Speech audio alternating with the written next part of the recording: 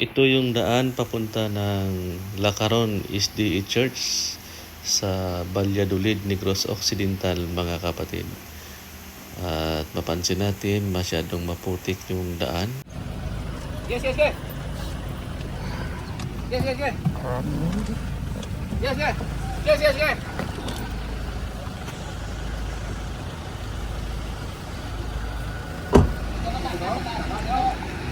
Sakate, sakate. Sakate, sakate. Sakate, sakate. Yeah. Yeah.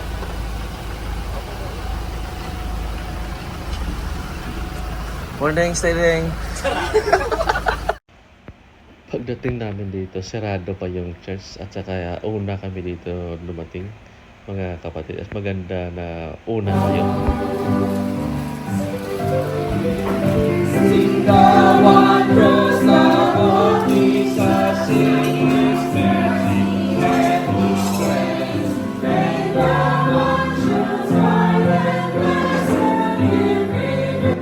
So yung habang wala pa yung ibang mga kapatid, so nag-practice muna kami magkanta kasi para preparasyon mamaya.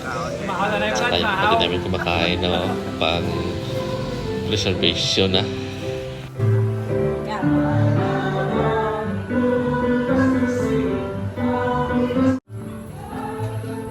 Dito kami ngayon sa tinatawag na Lacaron SDA Church, Negros Occidental.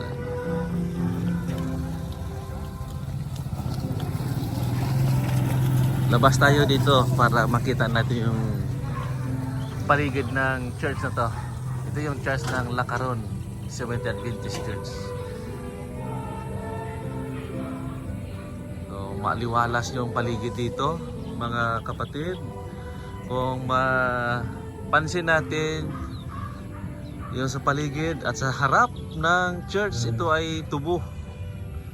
Ayan, layo sa natawag na pollution.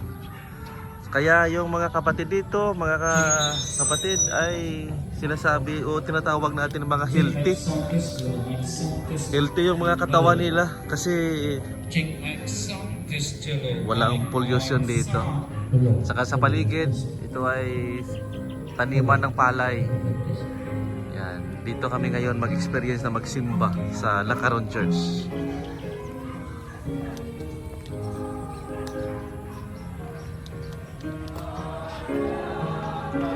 So, enjoy ng mga kapatid na practice sila ng singing. Tapos may kapatid tayo na kumakain para may resistensya.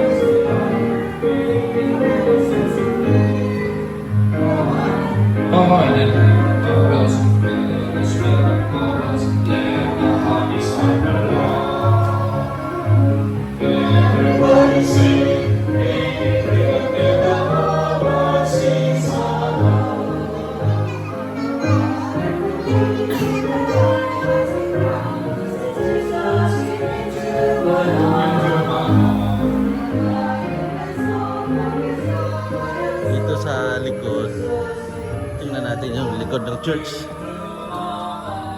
Mayroon sila dito parang kitchen. Malawak pa dito.